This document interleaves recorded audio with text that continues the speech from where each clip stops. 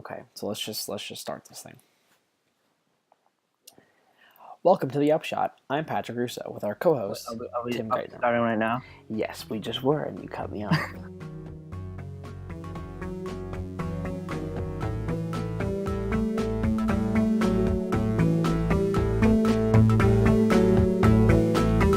Support for The Upshot comes from the New York Times. The Upshot focuses on the recent political news of the day and is hosted by Patrick Russo Tim Geithner. Welcome to the Upshot. I'm Patrick Russo with our co-host Tim Geithner. This week, how did the election size up to the hype? How did President-elect Vason get to where he is today? How is the public receiving his cabinet nominees thus far? What will President Suddenrush be doing for his final days in office? All right, so let's get into it. First, I want to discuss, the FEC just recently certified the election results, and we've had the opportunity to compare them to past elections, and the most notable thing from these results, of course, is the fact that Vason, at least according to the FEC, has officially become the president with the most amount of votes, with 775, just ahead of Zayad's 742 back in July of 2015. So this is pretty significant, and as someone who has a bit of insight into the campaign and how things worked, I wanted us to open up by discussing how he got to this milestone and what he used for messaging and how this campaign kind of transpired. Yeah, well, it was surprising because we were focused on grassroots organizing, which was just about getting as many people to the polls as possible. I think several factors resulted in this, namely the kind of dissolving of opposition by December, really, mid-December. We actually didn't expect to hit this many votes. We thought we were going to get around 450, 500, which is what we ended up getting. But in terms of the overall vote total, the amount of vote that came in, we had a significant margin and way more votes than even Zayad got in that election that you just mentioned. So I think that you can attribute several factors to this. Number one, natural growth in the group, because a year and a half ago, when Zayad was elected in the summer, NUSA was obviously a lot smaller. So I think that was a big part of it. Though there is an interesting dip because it dipped way down in January 16 to a vote total of 563. And then it ticked up a bit to 692 in July 16, which was the election that Sutton and I were in. So it is interesting. I think that a lot of it has to do with grassroots organizing. There wasn't really any relevant candidates other than Devin.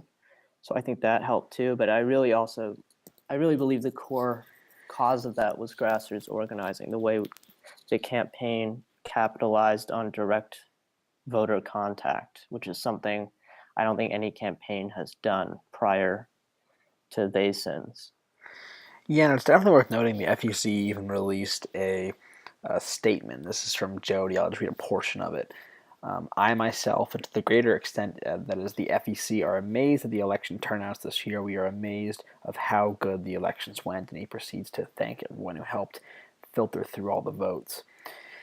I think it's interesting to point out that even though we had the most amount of votes cast in a modern NUSA election, that Vason also captured the largest portion of those votes cast, so he got 68%.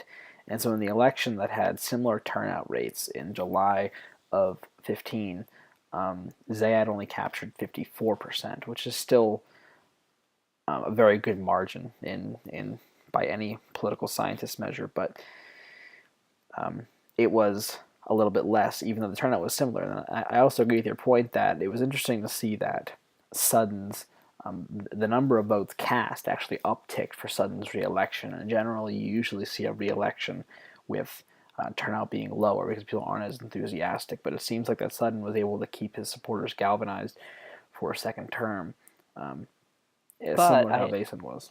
I think there's also if you look at the margin that Sutton had, it went down on the reelect. And I think you could say that while the vote total went up, more people still voted for another person than they did in his first election. Mm-hmm. I also think that one of the factors that we saw was that there were like 20 other candidates on the ballot. So I think you get a lot of random votes for people that wouldn't have been there otherwise. So I think that's another part. I think people were just very energized by the message that Vason put out, which was kind of the first of its kind. And I think it just elicited a lot of hopeful feelings, if you know what I mean.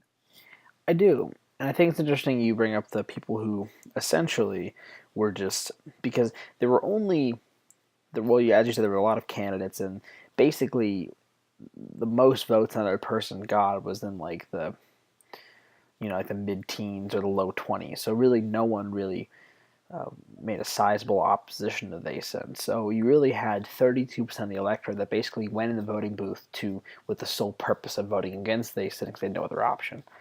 And I think that touches on a whole different subject for a different day of the decline of basically the political parties in our group. And in most of these elections, in both of Sutton's re-elections and in Zayad's elections prior to that really we haven't had a sizable opposition candidate come up against the front runner, the then front runner when they become it towards election day. And that's something that's very interesting, I think, to it seems once a candidate establishes his or her dominance in an election, at least in a presidential election, nobody can seem to shake them once they get there.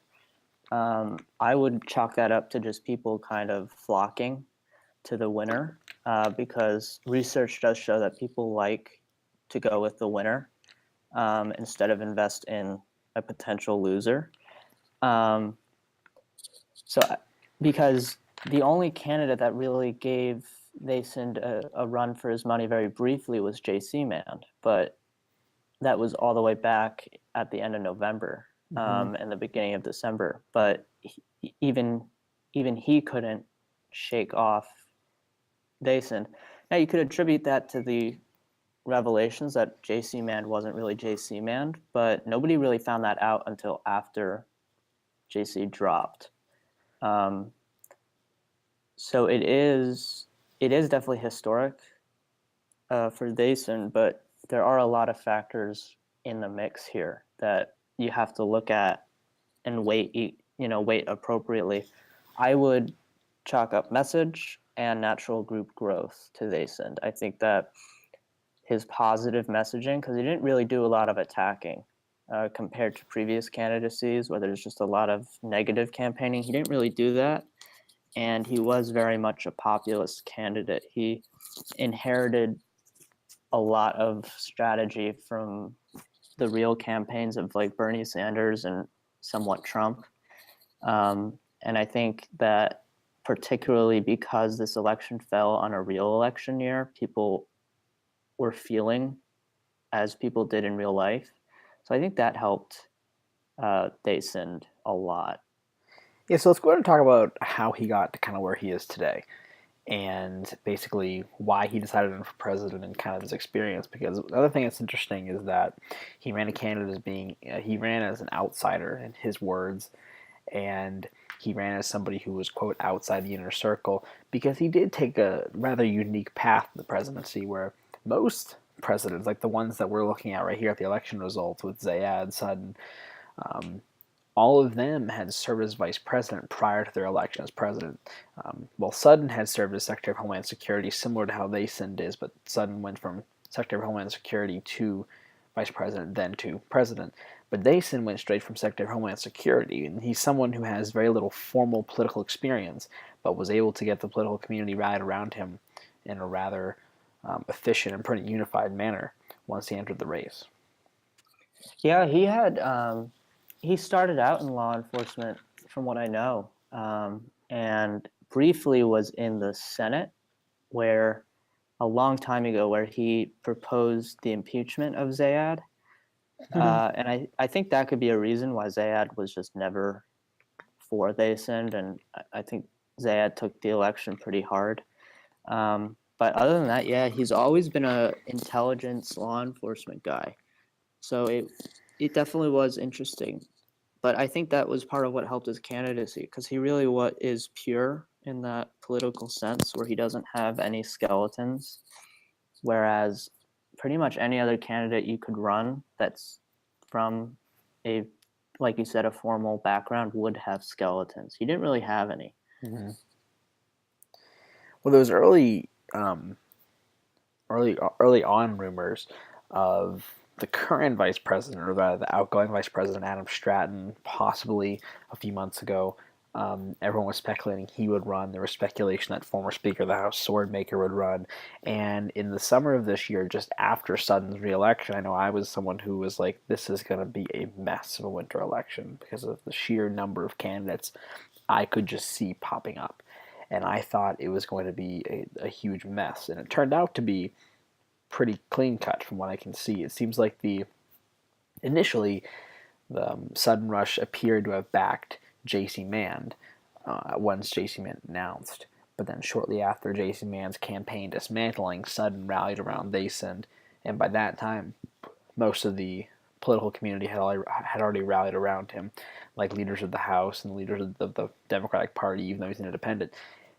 And that's one thing that's very unique, I feel, as if too, and this touches on our previous conversation about how the political party in Noosa doesn't seem to be as strong as it used to be. Under Zayad, the Democratic Party was very strong, and it voted as a bloc, and they had a nominee, and that's what, in part, what got Sutton and Zayad elected. Yeah, Mourinho, if I recall, when he was president, the Republicans were really strong, and so I actually think the introduction of plutocrats has really shaken up that conventional political party standard. But yeah, I agree with you. Adam had been on Ozzy's ticket, if you remember, but Adam tried to game out everyone, and he got caught on a voice recording talking about trying to catch Ozyman doing something bad so he could stab him in the back and run himself. And once that released, he was basically toxic to any candidate. So all of his aspirations this cycle just died. I don't know if he's going to make a reintroduction. I don't really think he has time, because I think the second January 21st rolls around, he's going to lose a lot of influence, because his influence is very much inorganic, and it relies on the Suttons. So that'll be interesting. But yeah, you're right. It was definitely a very straightforward and clean campaign compared to what predictions were just in August, even September, really. I think there was a lot of eagerness from people to get in, and they made mistakes like Adam did that really ended up taking it from them.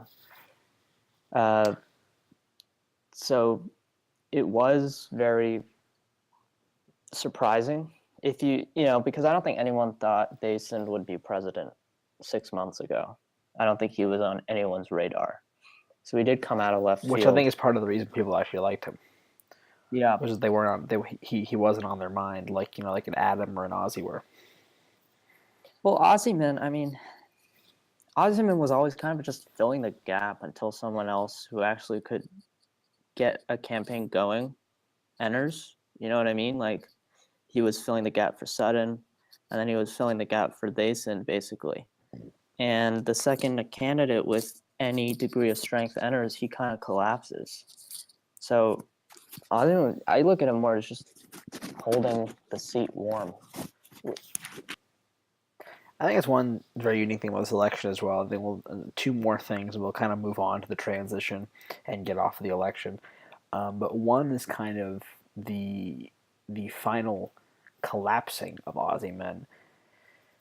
Without getting too much into detail, we saw the other day he posted a video of him kind of breaking down and talking about how he had put so much in the news that everyone kind of backstabbed him. And I think that both you and I would have our thoughts on he probably did it to himself, but he's always been kind of unorthodox, and he's always been able to find a very small group of rather loyal supporters most of the time.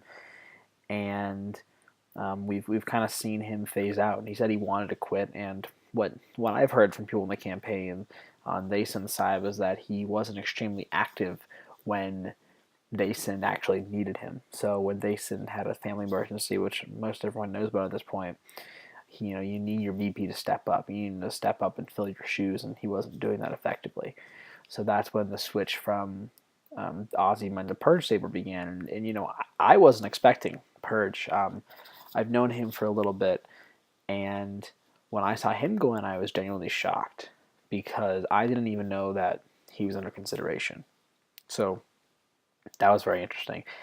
In addition to that, I feel one more interesting factor about this campaign was how both political parties rallied around an independent candidate, which is something I haven't seen before.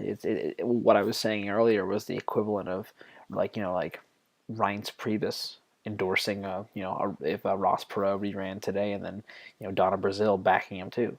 It doesn't really make much sense in the real political world, but it kind of all fell into place, and they got the backing of Devious Queen, the DNC chair, who actually worked as his comms director for a brief period towards the end of the campaign. And then he also got the backing of Cody Porter, who is now the recently elected RNC chair. Yeah, I think that you could, when you look at it, the only party that wasn't really on board in the end was the plutocrats. And I think that part of that is because they just have an actual caucus. I don't think that the Democrats basically did what Sutton decided, and the Republicans are really just Cody G. Porter and now Eisner. Whereas the plutocrats have a real caucus. So it's not really hard to get the Democrats and the Republicans on board these days, but it is a lot more difficult to get the plutocrats to back a candidate, which makes me wonder why they didn't front their own candidate. I think they would have gone with Fruits, but he forgot to register, so he wasn't even on the ballot, and then he quit. But again, I think that just chalks up to weak parties other than the plutocrats. Whether you agree with them or not politically, they are a very strong party. Well, they're very unified, which is something that, because I feel like the Republicans are a very, very, very small faction in both the House and the Senate, so them being unified isn't very difficult. But when you have parties like the Democrats, who are much larger, and which I believe now hold a supermajority in the House, you begin to break off into certain factions, and that's kind of what we saw in the election a little bit when J.C. Mann came in. A few Democrats broke away and backed him for a bit, and then they came back to Thiessen, and we're seeing even right now, which we'll touch on a little bit later, on the speaker race, which is now heating up. We see Democrats kind of breaking up, and you have HHP, you have Sudden, which we'll discuss at the very end here, kind of something unprecedented, that the president's interested in running for Speaker of the House. And then you also have Capitalize, who's running for a second term as Speaker, and we've seen his chances kind of dwindle day by day. Yeah, I think we're looking at a very anti-establishment election period right now in USA. And I think the Democrats are hurting themselves because now they're split for four candidates. So it's very possible that a plutocrat could get in just because the Democrats don't rally around a candidate. And that would be very interesting and dangerous for the Democrats, because we've seen how the Senate has been completely taken away from the Democrats under this in this term since about September. And the House is really their last defense against plutocratic agendas. So it would be very interesting if they actually lose the speakership, which is an incredibly important position because they control what bills get sent to the floor.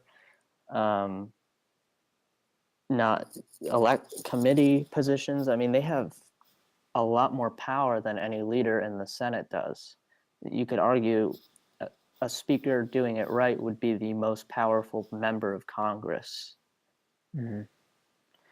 And I think one thing it's funny that was come out of this. So on January 21st, we will have a government divided three different ways. And the first time I've seen this ever in my time in NUSA is that we have a plutocratic Senate, we have a Democratic House, and an independent president, which is going to be very interesting to see how they all work together and if anything is able to get done.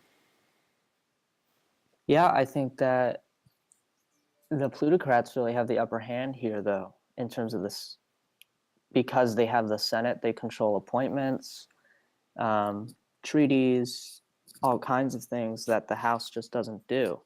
So it really is going to be interesting how the independent can navigate those waters, because he doesn't really have a caucus to rely on like a Democrat or a plutocrat would have. Mm-hmm. I think that Vason is independent, but he got a majority of his support from Democrats, so I think that he'll have an easier time working with the Democrats. And as you said earlier, the plutocrats were a tad bit more resistant to supporting him in general, and we're seeing that right now with the cabinet appointments, which we'll go into right now, and we'll kind of overview who he's appointed thus far and talk about how they're being received, and then from there we can offer our thoughts on them. So I can just name the first two ones that are interesting. The first one was Roy Petraeus, which is also formerly known as Lego Manor for Secretary of State, and then his deputy is Autoload, who used to be, I believe, Vason's deputy in the Homeland Security Department. And then you also have Mr. Scheib, who is going to be heading the Homeland Security Department with his deputy, which is RTRN. And Mr. Scheib backed Vason several months ago and subsequently suspended his candidacy. And Mr. Scheib's running mate is Animated Danio, and he's becoming Attorney General. And the Deputy Attorney General under the current AG is staying on. That is G-Shock. Yeah, I think Roy's pretty much a set deal. The Senate likes him. I think Autoload has some work to do because people don't know if he has the experience and competence to handle foreign affairs. Mr. Scheib is having some trouble in the Senate. RTRN, I think, will do fine because he's always been in Homeland Security. But the one to look out for is Animated Daniel, because he is having a lot of trouble right now. I think it's in some ways unwarranted, but he is having a lot of trouble getting confirmed. You have Synapsic, who doesn't like Animated, so he's trying to get G-Shock in, and there's just tons of people whipping against and for him. So he has compounded so by the fact that he has to get through the Judiciary Committee, which is plutocrat controlled, and the plutocrats are the ones giving him a tough time right now. So it'll be interesting to see the strategy that the transition team rolls out to test. I think that out of the entire cabinet, so you also have Dev Gralius as SecDef, Daku Meji as Transportation Secretary, Abnormally as Treasury, and East as Commerce and Labor. I think that DevGral and Animated are going to have the toughest time getting confirmed. So I really am curious to see how Vason and his staff negotiate with the Senate to get those guys through. I think the most interesting one is the Justice Department, only because one thing that's always happened in NUSA is regardless of who's in power, who controls Congress, who controls the White House, the plutocrats have always had a pretty firm grip on both the judiciary and the Department of Justice. So what we've seen in the past is they're very, very protective over who leads the department, because the last few attorney generals have been plutocrats. We had Synapsic, before him we had Colio, before him we had Synapsic again. So, really the plutocrats, before they became the political force I would say they are now, they really were I would say, the best legal scholars the group had, so therefore they controlled the Justice Department and the judiciary. And they still kind of do today. And any effort by the president to nominate anyone in the department or in the judiciary that is not a plutocrat has been kind of met with severe opposition because they're very protective over that territory, because it's kind of the one they've held for a very long period of time. Yeah, so it'll be interesting to see if they can either get the plutocrats on board or if they're going to have to pull some parliamentary tricks to get him through, which they can do. But then you have the issue of starting out the term with bad blood with the controlling party of the Senate. So Mason really is in kind of he has a problem right now. He has to figure out how to get this guy through, and if he can't, is he worth the fight? Because he does not have a caucus to rely on. So it is interesting. I think animated is definitely qualified. I think that some of the senators have been kind of obstructive for no reason. People like Apollo, Luke Hefner to a degree. So it'll be interesting to see how they navigate those waters.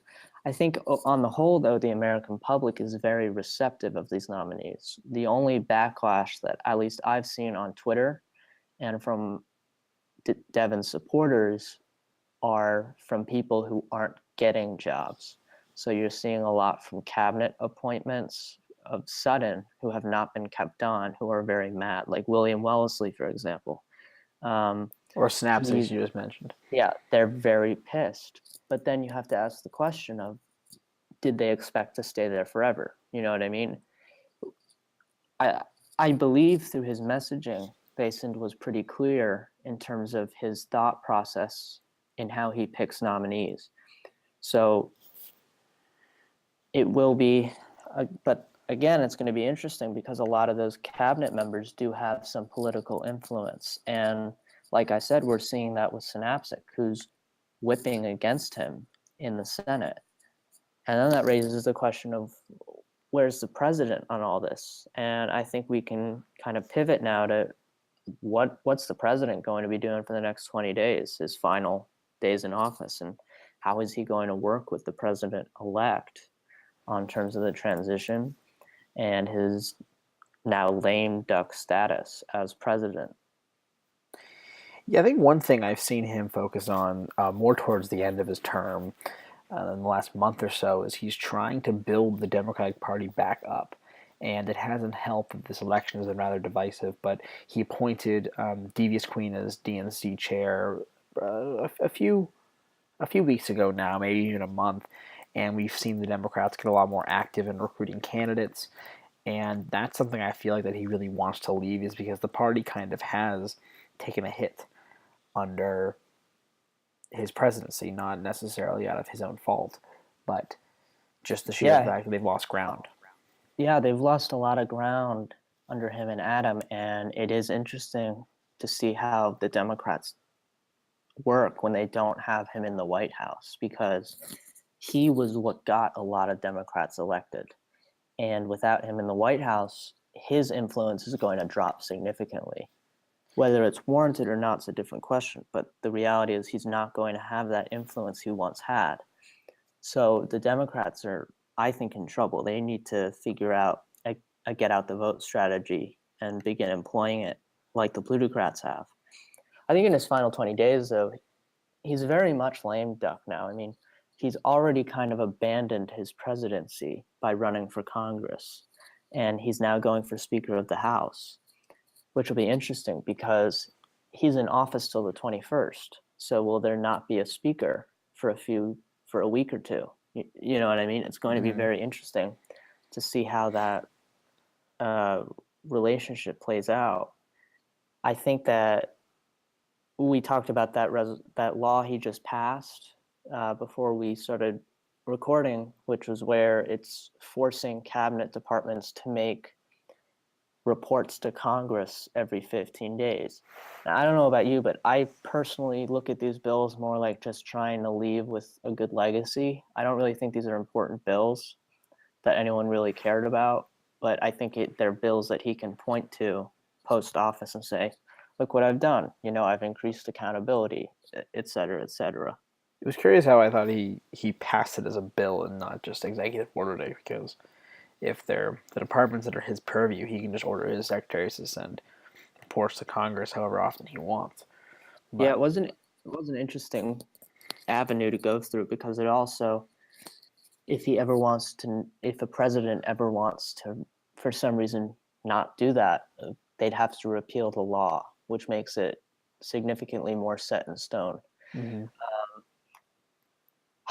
I think that he is just going to kind of relax now. I mean, we've already seen it begin. I think that. Well, what do you think Adam's going to be up to? Well, I think that I think his only. I mean, we saw some jokes about him applying for cabinet positions, but those are quickly debunked. But I think that we do see him make a return to Congress in some capacity. I'm not quite sure what that'll be. I haven't spoken to him about this subject. This is just me going off what I've heard. But I would assume he goes back to either the House or the Senate. I really don't know. Because I don't think he's quite ready to move on yet. I think he'll definitely still be in news. I definitely think he'll still try to remain relevant, and how he'll do that I really don't know. But he's in the past. Before we forget about this, that before he was vice president, really from at least what I saw was that he kind of jump started the Sudden campaign, and Sudden kind of had it in his head he wanted to run, I believe, when he became VP for Zayad in the final days. But Adam was his closest advisor, and they announced his campaign weeks before the election. It was not, they didn't give themselves ample time, but, the two of them, Sudden and Adam, kind of put together a campaign that was a winning campaign in a relatively short period of time. So I think that Adam and Sudden will continue to remain partners post presidency and vice presidency, respectively. But I'm not quite sure what they'll be doing to exercise their influence. Yeah, again, it'll be interesting to watch Adam, because, as I mentioned, a lot of his influence is not organic. A lot of it hinges on Sudden's. I don't really think Adam would be a big player if Sudden wasn't there, giving him power. So it's interesting to see, will people give him respect once he's out of the White House? How will Congress treat him? I know he's been wanting to mount a run for president pro tempore, but I don't know where he gets the votes. So and also with Thason in office, do you look at that as a new kind of era for NUSA, where these old guys are kind of losing their influence? I mean, you have people like Jed Bartlett now, and people like that who are gaining more power, and you have people like Zayad, like Luidas, like JC Man, who are losing it significantly. I mean, some of them are completely out. They don't have any influence. So I think that Adam and Sudden collectively need to figure out a way to keep, if their goal is to keep influence, they need to figure out a way to keep it. And I think that's part of why Sudden's running for speaker, so that he can keep his influence at least on some level. Yeah, I definitely agree with that. I mean, I think it's going to be interesting to see how that election, the speaker election, plays out. And I think that, what's curious is that I worked for Swordmaker when he ran for re-election as speaker for his second term, I believe.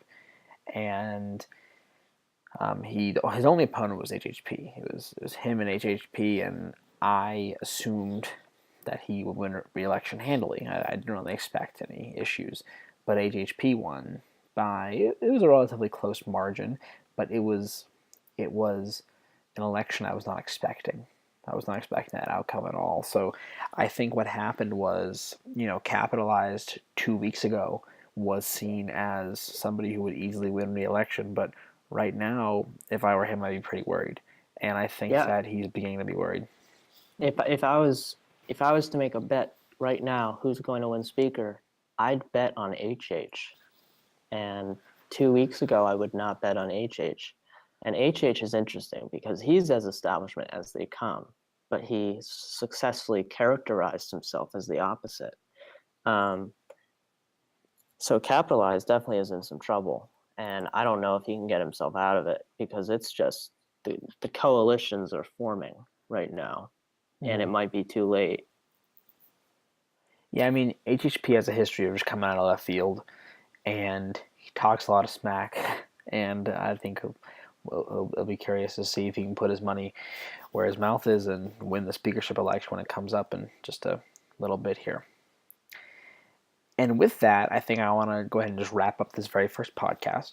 And I think the plan is to do these hopefully weekly, or either weekly or bi-weekly, and we'll keep everyone up to date with what is the latest political news for the week. And we've covered a fair bit of subjects today, and you can keep up with the New York Times on Twitter at NYTRBX. And in the future, we're open to changing the format of the podcast over whatever feedback we receive. And then I've also, in the future, want to bring on guests and maybe have special episodes for things that overview a certain topic in particular and dedicate the whole 30, 40 minutes talking about just that. So any closing thoughts, Tim? What you said, I think that we're very much in an infant stage right now with this, and we're just trying it out. And I think that it's a great thing that it can turn into a great thing. So we'd love to have your feedback, and we'd love to bring you on. We also are interested in maybe doing sponsorships. So if you want a shout out during the podcast for your company or anything, you can just contact us and we can work something out. And that's about it. Thanks, guys. Thank you, everyone.